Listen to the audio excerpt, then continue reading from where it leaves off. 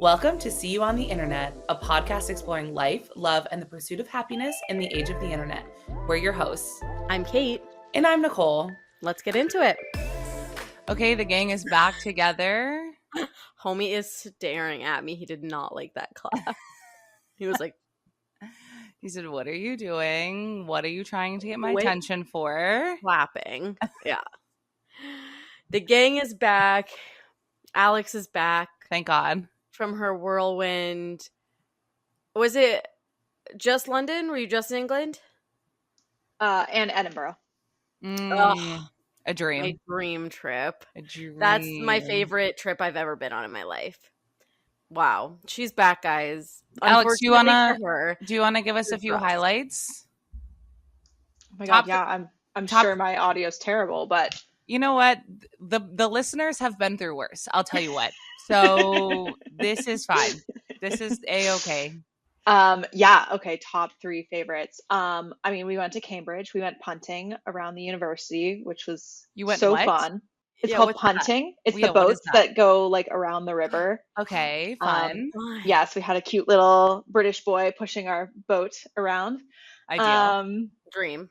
In Edinburgh, we went to, for my friend's birthday, lunch. We went to a place called the Witchery for lunch, and it was like in this oh my God, castle. I've seen that. I've always wanted to go. Phenomenal food, just so good. Love. And then I got to go back to Richmond, which is where I lived for a year. So I showed her around. She's a big Ted Lasso fan. Okay, Ted Lasso. That was fun. Wow. Yeah, but overall, amazing trip. We were there for 2 weeks, and I just had so much fun. That feels like the ideal amount of time because you're not like stressed about doing everything all at once. Like you really get the opportunity to just kind of relax. Yeah, a couple nights of like watching stuff in the hotel, and it was easy and it was so nice. Well, I'm glad you had such a relaxing and lovely time. You were very missed here, as we have mentioned the past 2 weeks on the podcast. So thank you for being back here. We thought you were going to run away forever. You were like, I'm never coming back to work. Sick of those two. We're on our own. It was quite possible, but no, I'm back. I don't blame you at all. Well, welcome back. We are happy to have you. I'm sure everyone listening is happy to have you back. Keep us in check. Oh my God, Homer. Enough. Move my camera off of the rug. Goodness gracious. Anyways. This is why the podcast will end when Kate has a baby. Because this won't be able to happen when Kate has a baby. Oh my God. Or when you have a baby. It could be you. You're right. I've been playing too much about having a baby lately, so feels like the universe is going to really put me in my place soon. Karma. Actually, yeah, I don't know what it is. Maybe because I stopped my antidepressants, anti-anxiety meds. I have been like really business. Yeah, but not really. I don't know. I feel like you're cured. Yeah, cured? I'm cured. Depression is gone. No, I don't know what it is. Because I've been kind of like, I do not recommend this, but I have been really bad about taking my antidepressants. I was like, the different dosages were crazy. I didn't like it. Then I would stop, and then I asked for a lower dose, and then I got back on, and then I just kind of stopped. But I just was like, I'm kind of over this, and I don't want to do it anymore. Mind over matter for me. Again, not a medical podcast. Don't follow my advice. Talk to your doctor before stopping your antidepressants. This is just my experience. But you know what? I just noticed that I've been just feeling so much better lately. I think, honestly, a big key to this is that I just have finally accepted the things I can't change. You also are like epitome of like seasonal depression, dude. It's like around this time every year. But I think I'm better. No, but I'm like, nah, bitch, because it's warm and you can go to the beach. No, I stopped taking them in like February. Okay. So, but I have just been, I feel like the past month or so specifically, I've been really emotional about things, but like not in a negative way. I just feel like my emotions are coming back maybe. In the sense where I have been like, yeah, I want a baby. I kind like the past couple of years, I feel like I've gone back and forth on having kids. But now, so more than ever, I'm like, I definitely need to have a baby in my life. So I don't know what it is, the warm air. I mean, you look at the news and you would say, hey, the least opportune time to be having a baby right now. But I think that that's what makes it special for me, is that I'm just like, hey, if not now, when? Okay. And you know what? A thing I keep having conversations with my friends about, my other friends, is that I feel it's my duty to bring a smart, educated person into this world. Because what? We're just like the worst people you know are having babies. It's true. And like what? I don't want to live in a world where the worst people you know are the only ones who are having children. That's so fair. So like it feels like my duty to bring in a good child, a good person into this world who's going to make really empathetic and good choices for other people. And so I am just carrying that burden now, I think. Okay. Wow. Didn't expect that this is where this podcast episode was going to go today. I mean, I absolutely did not. No, I really didn't expect this to go into Nicole's plans for procreation, but here we are. I may need to find a partner before that, but also maybe not. Maybe not. You don't have to. Mindy Kaling didn't. You're so right, but Mindy Kaling's also incredibly rich, so I'm not quite there yet, but so fair. Maybe someday, and you never know. I mean, you never do know. That's true. Again, I've been playing too much. I've been saying, hey, if I get accidentally knocked up, I'm having that baby. Had a scare recently, and I realized that I didn't like that. So I said, oh, okay, maybe I'm not ready for a baby, but maybe I am. Maybe the universe is testing me. So who knows? Maybe there's an announcement soon. Who's to say? Well, on that note, I'm stressed. Why? Why are you stressed? I'm stressed about you. I was talking to my New York friends the other day, and I was like, actually kind of ideal to be having a baby in this living situation, because I have so many people so close to me who are like, yeah, if you're having a baby, I'm tapping in. That's incredible, because it's going to be our baby. And I'm like, yeah, that's kind of the ideal. What? I'm kind of living in my own personal commune right now. What is New York if not just a commune? Macro commune. Yeah, exactly. Quote of the day, I think, Kate. I mean, I think you should do a TED Talk X think piece on that. I think you should pitch that to the Cut, and you should put that in writing. Well, listen, I'm not the first one to think of it this way. The Hasidic Jews famously put a string around the entire city, kind of making it one giant commune. You're so right. Actually, the whole of New York is their backyard, like legitimately. Right. Technically speaking, in the eyes of God, yes, it is. In the eyes of God, New York is their home, their playground, their yard. So actually, they've made it a commune. You're so right. So I don't think that I'm the right voice to be speaking on this to the Cut. I think we need to head down the street in your neighborhood and ask someone. I need to go to Crown Heights. Yeah. I'll do man on the street with them. I'll be like, what are your thoughts on New York being a macro commune? And they're gonna be like, yeah, we already know that. Yeah, not breaking news. That's kind of the whole point, babe. That's kind of the whole point. Speaking of kind of think pieces, wanted to pick your brain about this. I was talking to my friend Alex recently at dinner, where we were talking about, because she was like, she has a Substack, and she's like, I've been thinking about writing about this. Honestly, I'm doing a think piece about how many people in your life are named Alex. How many? Oh, 1, 2, 3. But he's not in my life anymore, so he doesn't count. How many people have come in and out of your life named Alex? Like, I just feel like you always are having Alexes appear. Okay, sorry. That's just my aura. That's my magnetic energy. Alex was drawn to me. She felt my energy from across time and space. See, here's the thing. Virgos are drawn to me. Alexes are drawn to you. This is same. You collect Alexes the way that I collect Virgos. I do kind of have an irrational fear that the person I end up with is going to be named Alex, and I don't think I'm going to like that. I'm going to hate it. Like, I don't know. I have this gut feeling sometimes, and I don't know if I like it or not. For everyone listening, Kate's fate is not amused. Anyway, so my friend Alex, yes, we were chatting around. Yes, we were chatting about the illusion of the dream job these days. But like not in the sense like, because obviously don't dream of labor, right? Like whatever, not dreaming of labor. I don't really have a dream job, but we were kind of talking about how for women, we've kind of been sold this life through rom-coms and media that we consume that like you need a cool girl job. Like you need a job that presents that it's cool to everyone else and like you're doing something cool. You famously wanted to do PR for celebrities. Why?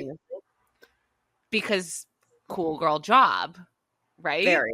You worked at the radio station. Like you wanted to do all these things because like what a fun thing to be able to tell people, right? I was meeting celebrities. I was hanging out with Ed Sheeran. Yeah.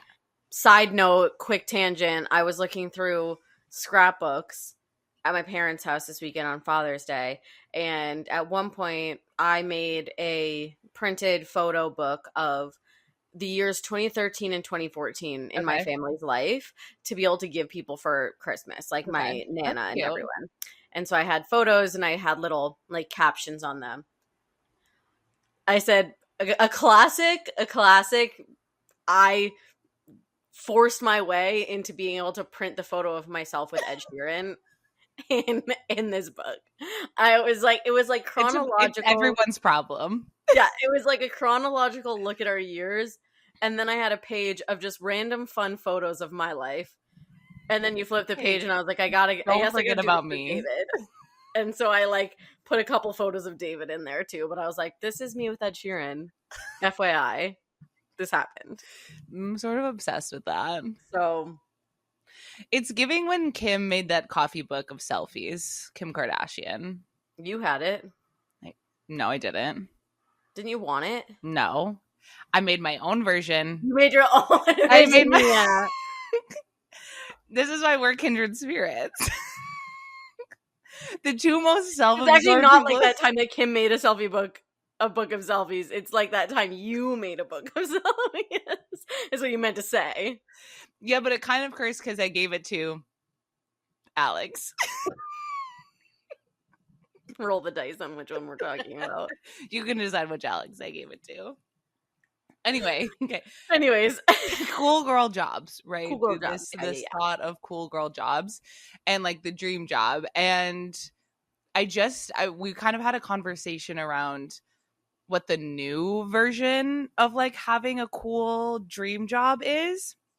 Because we were both like, I think the illusion of like tying your entire identity to your job is like very out the window, like so far gone. I don't think anyone wants that anymore.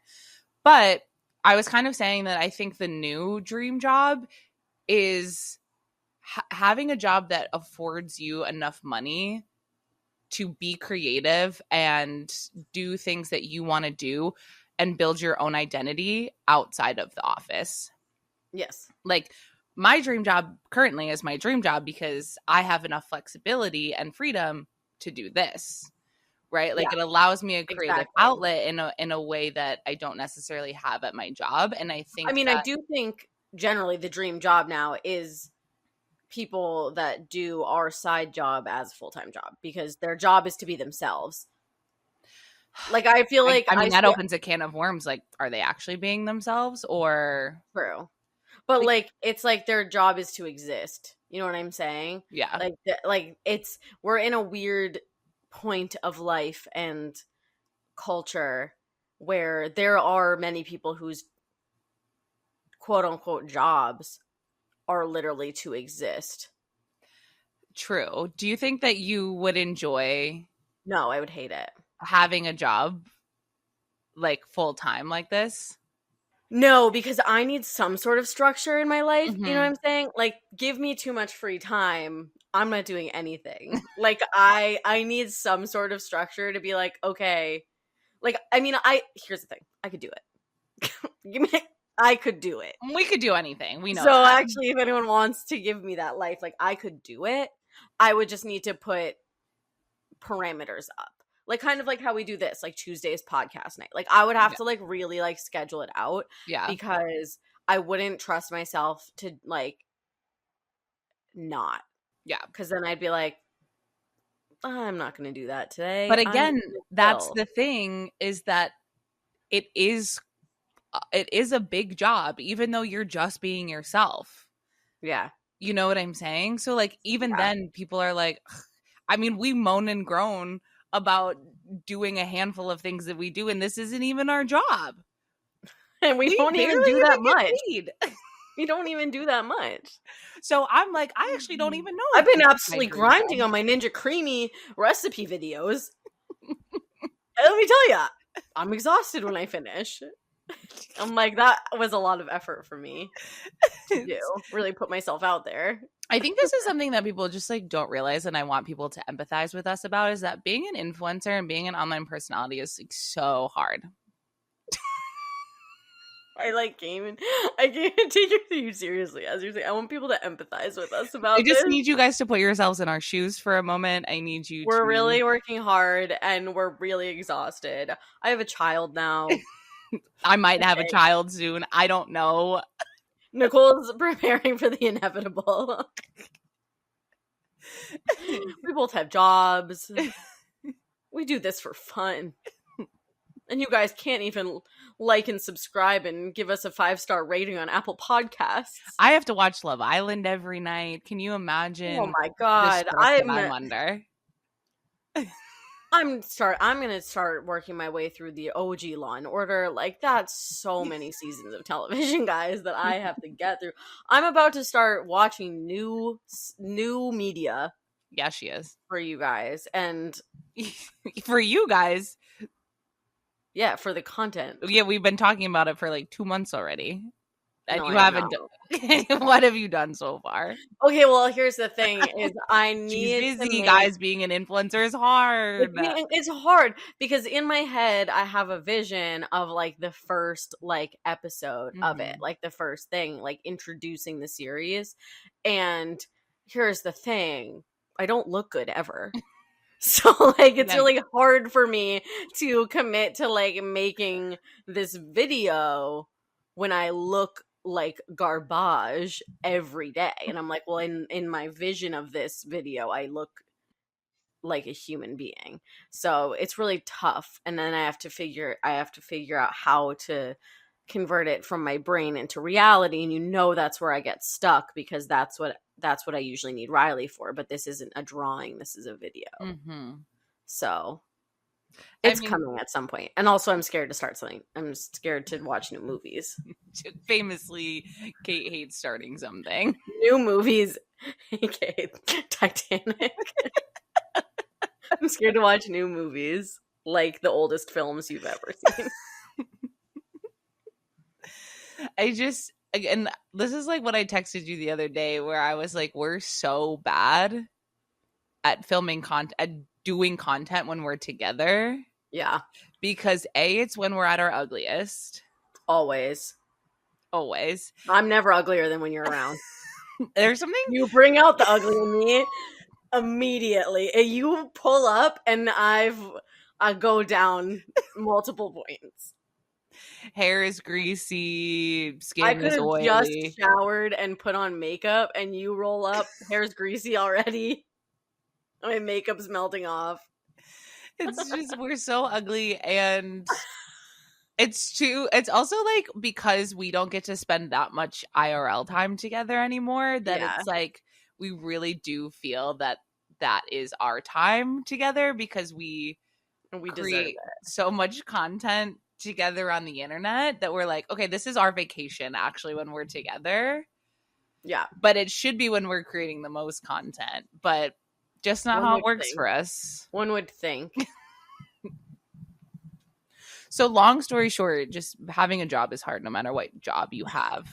Yeah, I think the whole concept of like a dream job is I want a job that enables me to have a life outside of my job.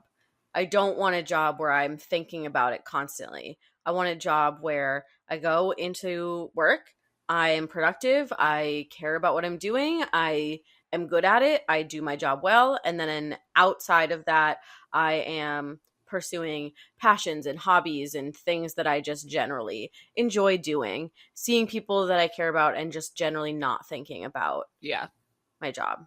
And I'm doing that right now.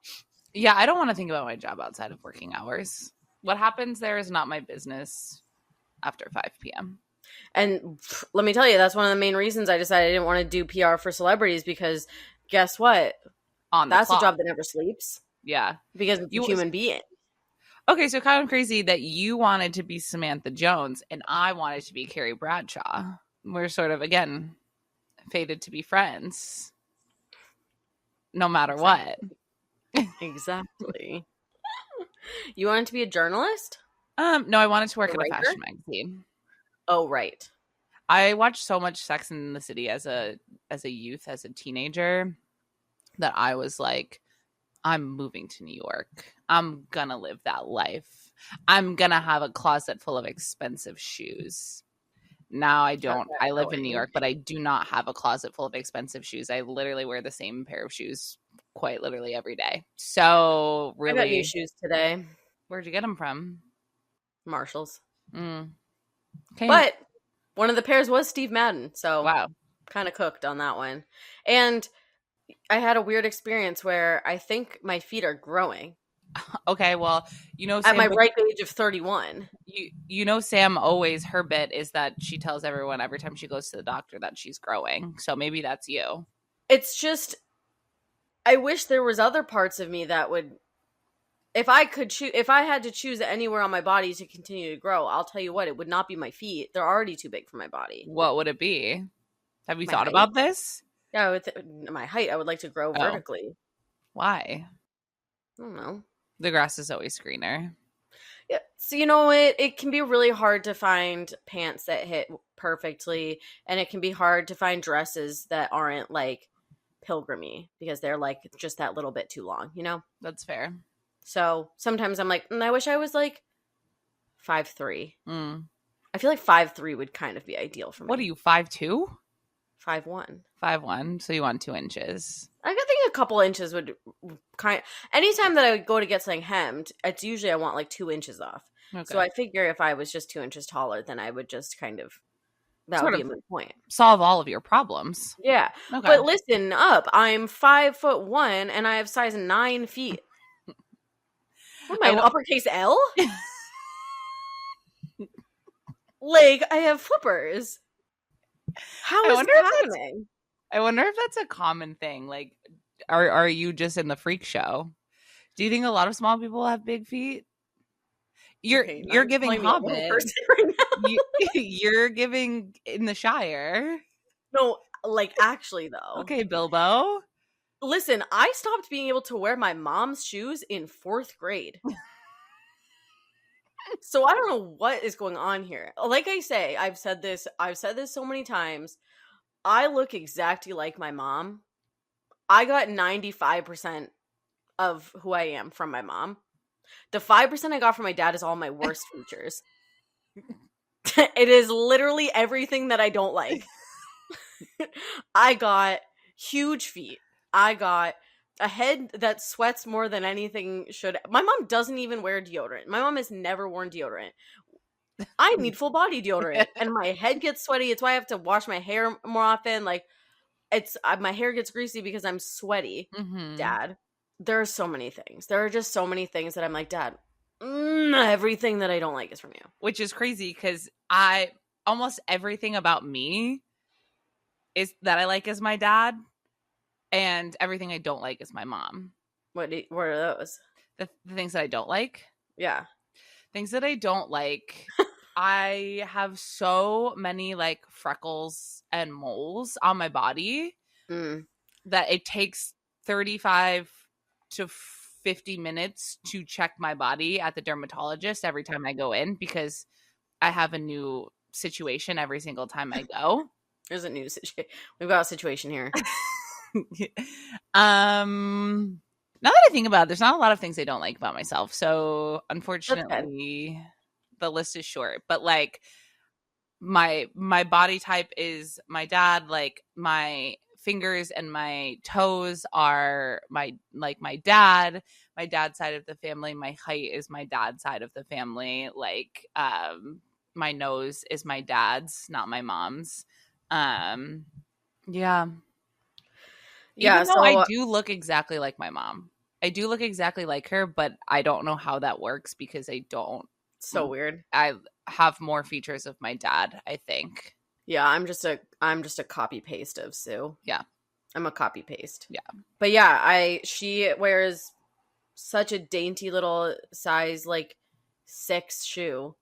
And I grew out of those in like 4th grade. So meanwhile, I was literally 4 feet tall for so long, and I had like size 7 feet. I've just been walking around with literal flippers my entire life. So the fact that I've been a size 8, 8.5 for probably 10 years at this point, if not more. I don't know when your feet generally like stop growing, but for them to be growing now is concerning to me. Do you think your feet are like they say nose that your ears? Yeah, your nose and your ears never stop growing. Do you think maybe your feet too? But it's like so slow that like you only notice it once in a blue moon, because it's just like your foot has maybe gone up a half size in the past 20 years. Oh, I don't know, because I'm scared. By the time you die, you are going to have size 13 custom made shoes. I'm getting custom sizes. She's got to go to the cobbler. She's got to go to the horseshoe guy. She's getting horseshoes put on those feet. Like, I don't know, but it was really jarring in Marshalls. I was like trying on the 8s. They were too small. I was trying on the 8.5s. They were too small. Tried on a 9, and I was like, yikes. Well, maybe it was European sizing. Yeah, for sure. Yeah. Well, I'm really sorry spiritually that I couldn't be there for you during this trying time. Well, I did Snapchat you about it. You opened it. You didn't respond. So, you know what? I did do that. Famously, not responding. Not responding to me. You know what? I saw that as I was going. I had so many meetings. Yeah, you were busy. You were just so busy. Bit too busy for me. Sorry, I'm so busy at my dream job. Okay, that I just don't have time to answer your Snapchats all day, Kate. Okay, it was one. It's like she's like a needy person. Oh, sorry. I'm trying to just chat with my best friend. God forbid. God forbid. I'm sorry. I'm sorry I didn't reply to you. My friend. That's on me. I hope you accept my apology. I will make it up to you somehow, some way. Yeah. I'll buy you a Brewster Scoop. Okay. Fine. Deal. Perfect. What else is new? What else is going on in the world, in your life, in the ether? I just my whole entire life has been consumed by Love Island. The things that have been going on this season have been some of the best reality TV I've ever seen. It was funny for a while. Now it's getting kind of dark. I do feel What is going on? Okay, so you know the premise of Love Island? I know you've never watched it. Generally, I think. Okay. So all of these people go to the island. They want to couple up. But the whole point is exploring connections. You're open to new connections, okay? And so at day 1, night 1, this couple pairs up, Jeremiah and Huda, okay? They're love bombing the shit out of each other. You can see it in Jeremiah's eyes. He's there to win, okay? He's there strictly for the money. He says, you know what? I'll be a fan favorite from day 1. We'll get voted at the end. We'll win the $100,000. I can see it in his eyes. He's calculating. Huda, on the other hand, she's like, I'm a mommy, I'm a mother, I have a baby at home, I have to be careful with who I pair up with. She's insufferable. That's fine. But they're like attached. They're like sucking each other's toes all the time. Like I hate them. They're just so annoying. So throughout the show, it's been a couple of weeks, right? And the show's every single night. So you're watching these little Sims in their enclosure. Okay, this is it live? No, it's not live, but it's like the day before they edit the content. Oh shit! Okay, so it's just really like one close day. To live. Yeah. So they bring bombshells in, and these people come in and try and shake things up. There's recouplings where couples can choose to break up with their current couple and go into a new pairing. Yep. Every single time, Huda and Jeremiah are like, no. She's bickering with him all of the time about small stuff. Granted, do I think he's the best guy around? Probably not. But do I think she's also being insane? Absolutely. So 2 nights ago on Sunday, there was a recoupling. They had bombshells. They brought in 3 bombshells, 2 guys and 1 girl.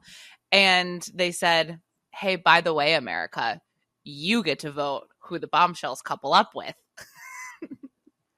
So what did America do?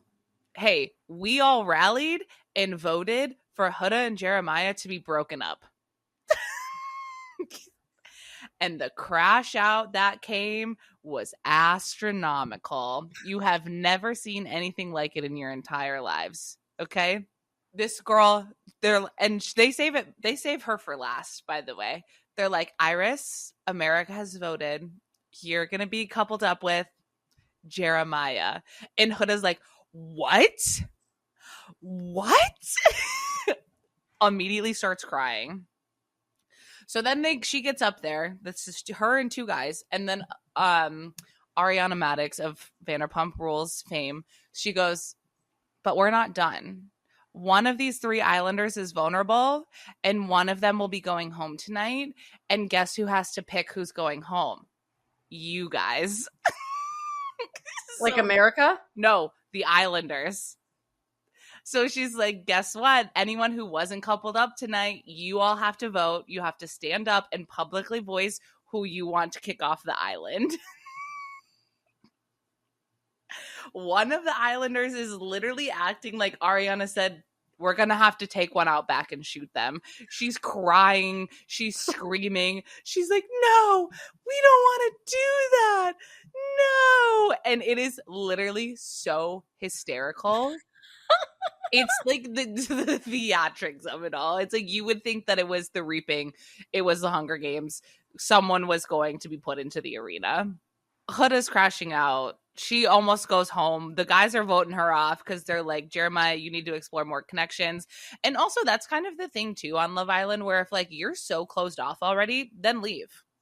Then if you know that person can say, I'll leave with you, right? They can send 2 people home, but they never do. They never do, because guess what? This is a game show and they want to be on until the end. But now, okay, we watched her crash out, and then last night she was over here being absolutely balls to the wall crazy. And I'm a little concerned for her well-being at this point. Now it's not funny. Now it's like I'm physically watching this girl have a mental health crisis on my TV. And I think that she needs to go home. I think that she needs to go home and be okay. What is she doing? She is literally just like crying all the time. She's bitching, she's yelling, she's like fighting with everyone. She's like he's a little bitch, like America hates me, everyone hates me. It's just like it's kind of sad. And everyone's like, hey, maybe they see something that like you just aren't seeing. Like they get to see a lot of other points of view that like we don't necessarily see every day. Like maybe they're looking out for you. And she's like, America hates me. They hate us. She's like, and now I hate Jeremiah. Either she's leaving or they're getting back together. There's no there's no other option, by the way. So if I was that girl Iris, I'd be fearful. No. And 2 of the guys voted for her to get kicked off the island too. And I was like, if I was those guys, I would be sleeping with one eye open. 100%. I wouldn't be surprised if she murdered them. Like, the way when they voted for her face went so... Something, you could see it, shifted behind those eyes. It was dark. Raise your hand if you were scared. I was scared. Yikes. Can't wait for this to come out in a week. And so much will have changed. So much will have changed. Week by week update. People will be hearing about this. But yeah, it's some of the best reality TV I've seen in such a long time. And also, that. Fun fact, the Survivor Island is very close to the Love Island villa where they're shooting Survivor. And they're like, yeah, we can hear the fireworks. Like, the crew is like, yeah, we can see the fireworks. Like, so imagine you're on the next door island starving on Survivor, and you just hear loud music and fireworks. I'm like, imagine you win a challenge on Survivor and you're headed over to the villa. That's your prize. You're the new bombshell. That would be such a fun crossover. I'm not even gonna lie. Amazing. That would be so funny. Yeah. So the only time I've ever watched Love Island was when, I'm pretty sure when Nick and I were in France like a couple of years ago. We were just watching TV in our Airbnb, and I'm pretty sure we were watching the French Love Island. Can't be positive because I don't speak French. But I just think it's such an interesting concept for a reality show. Like, obviously we've got Big Brother, right? And that's essentially live as well. You're kind of seeing the live feed, but I think that, most reality shows are like heavily edited, and there's narratives that are pushed and whatnot, but this is like so real time that I love that America gets to vote on things. Like, I think it's just, it feels crazy. It kind of feels like a Black Mirror episode, but like, I can't look away. I felt like Seneca Crane. I felt like the head game maker when I voted for Iris and Jeremiah to be paired up. Like, I'm not gonna lie, it made me feel a little evil, but it was worth it. Yeah, well, when that girl absolutely crashes out to the point of no return, then what? Then how will you feel? Why is that my job? Having a hand in that. You gotta have mental health professionals on hand. It's not my fault. Anyway, that's what you miss on Love Island. That's what has been taking up my time as well. I finished the first book of Azrael. Okay. I'm obsessed. Okay. I was like, I can't tell where this pause is I'm going. obsessed. I ate that shit up. Okay. The fourth book comes out later this year, so I can't wait. Let's hope, fingers crossed, we don't have allegedly it comes out later this year, but I don't think a book is ever getting published again, actually. Let's hope we don't have a Penn Cole situation on our hands, but I highly recommend Book of Azrael. So when you're done with Mistborn and you want to jump in, fun little Kindle Unlimited read. Cool. I think it's just, she's the female main character is the morally gray one. Like, he's the good guy. Love. Sort of mortal sworn enemies, real enemies to lovers. Really good banter. Real saucy. The first book, actually, like we talked about, apparently, it's very true. It's a slow burn. They've only really kissed in the first book. So, and that's saucy? Yeah, but the way that they do it is saucy. When you're as deprived as I am in a physical sense, that's saucy to me. Okay? That is saucy to me. And that's also why this book is really hard, because I'm like, damn, I need me one of these. We need to find you an enemy. I have a lot of those. Well, and I don't think any of them I would be sexually attracted to. Well, that's how it starts, I guess. But like, I also want them to be hot. All we got to do is put you in no room in the inn except for one room, one bed, one bed, and we'll see what happens. Yeah, but I want them to be hot and sexy, and I just don't think that that's anyone in my life right now. But hey, there's still time. We can figure it out. Apply to be Nicole's enemy in the comments. Reply in the comments if you have someone sexy that you think could be my enemy. To then turn into her lover later. But yeah, they have to be kind of annoyed by me, but also charmed. They have to be like, God, she's so annoying, but I can't live my life without her. They have to be, I think in this scenario, I would like to be the morally gray one. I think that's me. I mean, I just admitted to being like Seneca Crane, so I think I'm a little bit evil. So I think that the person I'm looking for is probably too kind, too good. But they've got good banter. You're looking for me. Surprise! I found my enemy. Yeah, I mean, that's how our love story began. Famously. Okay, so actually what you're saying, are you just professing your love for me? Every day. I might not respond to your Snapchats, but that's not what's important in this relationship. Well, I did finish Mistborn. Oh, okay. What's the second book called? The Well of Ascension. Okay. I'm already on that. Okay.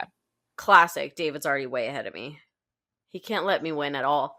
But he said it's really crazy. So I need to get into it. I've only read a couple chapters so far, but I'm very excited. And he laid out my whole reading plan. I mean, you love a plan. I got my work cut out for me. I'll tell you what. I'm not going to be free for years at this point. I had so much to do. Got to keep She's up. booked and busy. Well, and during all of that in the next week, you got to find some time to see the F1 movie. I know. Bought my tickets. I'm going to see it in IMAX. I just feel like if I'm going to go see this movie, I got to do it big, you know? Yeah, you got to do it right.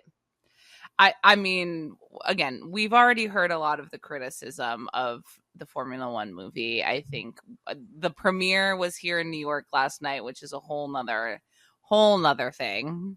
Those men in their suits, just a lot of hot garbage. I'm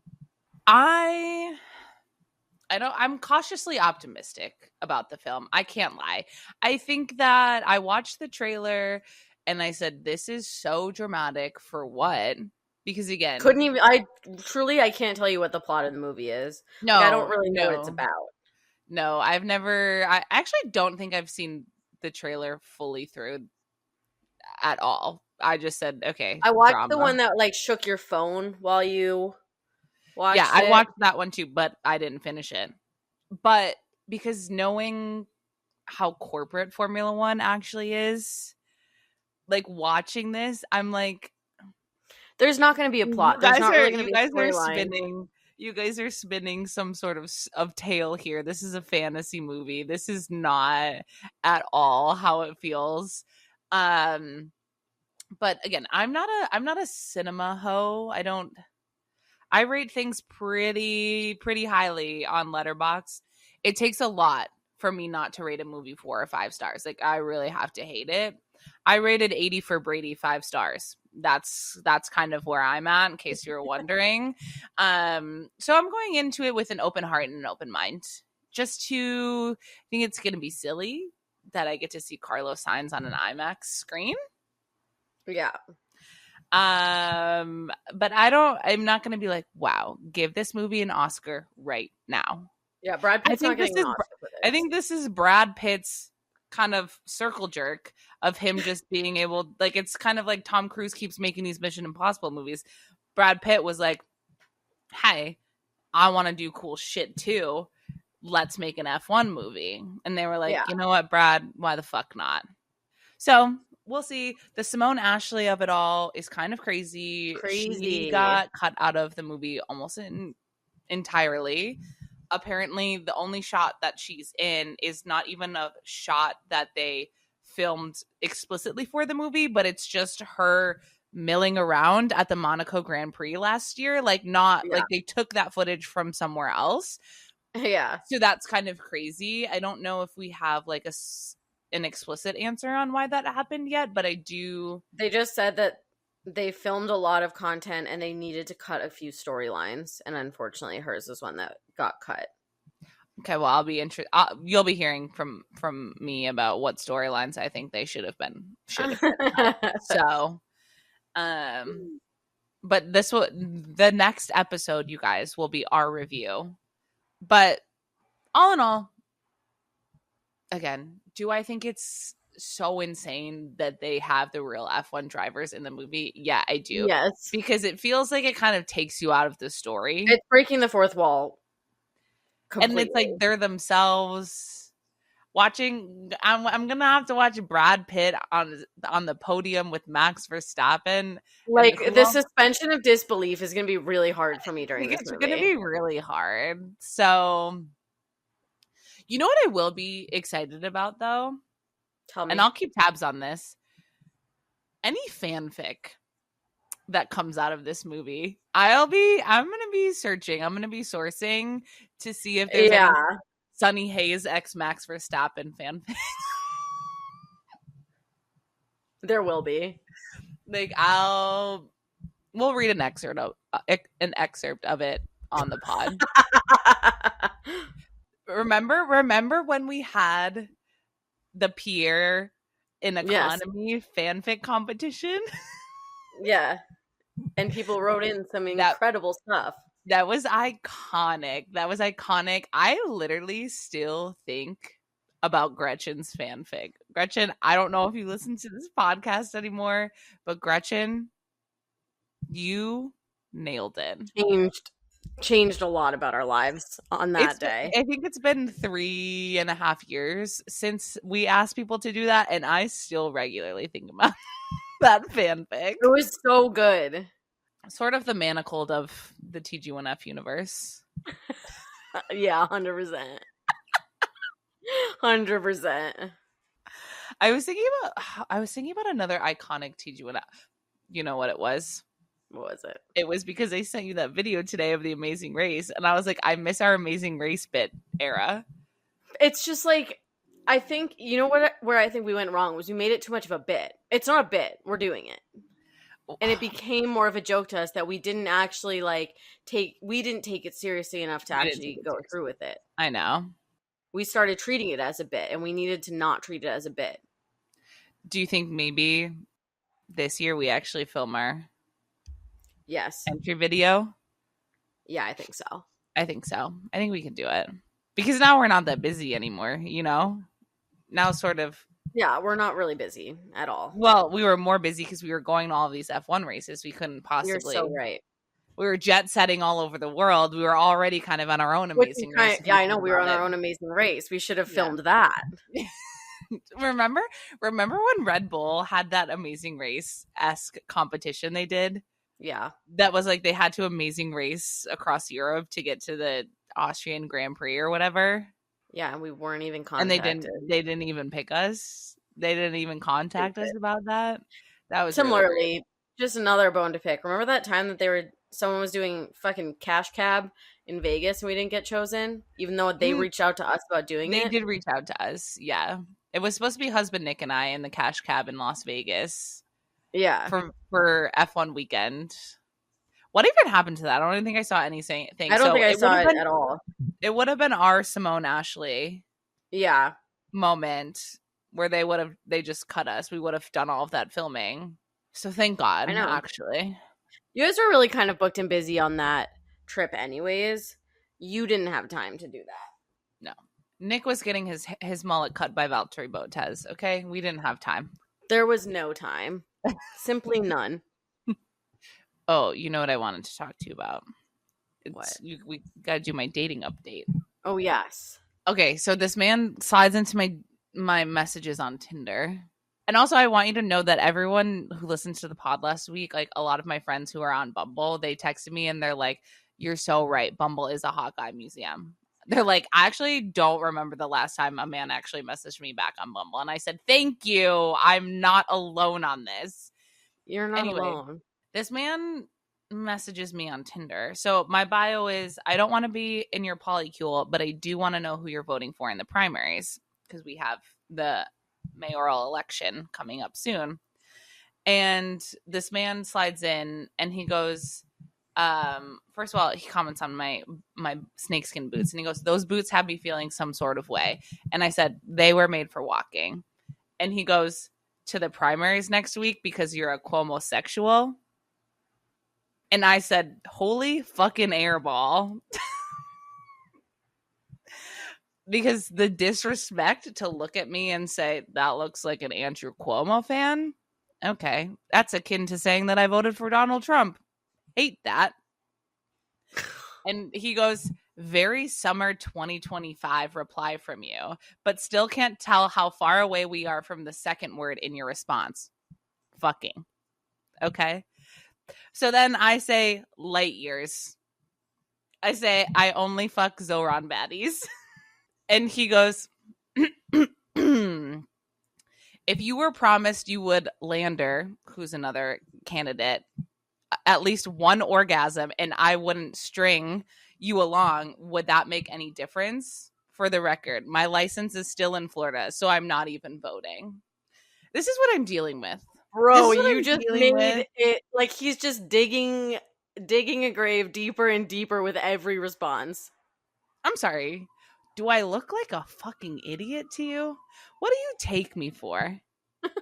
I just was like, I still have the response. I haven't sent it. It just says, no. Send it right now. Send. Live. Okay, sent. Anyway, that's the most recent update on my dating app journey. So it's really fucking dark out there. So yeah.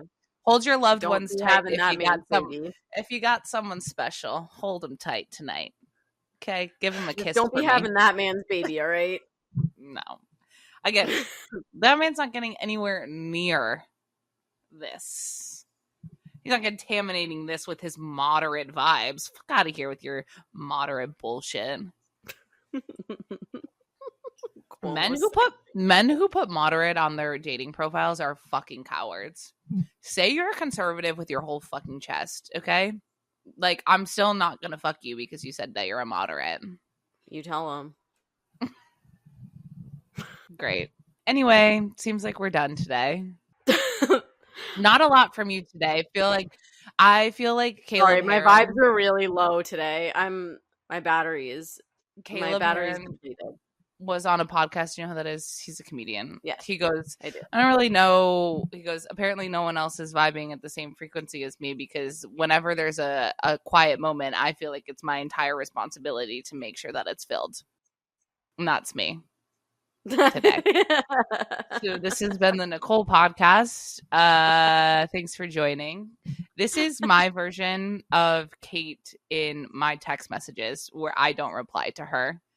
Yeah, I've said all I have to say at this point. I'm talking at her. We're not talking together today. And you know what? Sometimes that's how it is, and that's okay. Sometimes people's batteries are at different levels, and sometimes someone has to just jump in and give a little extra charge. And that was you today, and I appreciate it. Sometimes I can't relate because even when my battery is at 0, I still feel it's my responsibility to put on a show. That's why Mirrorball is my number one Taylor Swift song, because are you not entertained? Despite it all. So, on that note, I hope you guys enjoyed this episode. If you didn't, Nicole worked really hard on this episode. Sorry, don't know what to tell you. Maybe catch the next one. Catch us on our F1 movie review. Otherwise, we'll be doing it. You'll catch us on the internet. We'll see you on the internet. And we'll see you next Tuesday.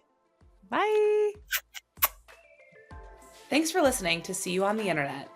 To keep up with the fun between episodes, make sure to follow us at See You on the Internet Pod on both Instagram and TikTok.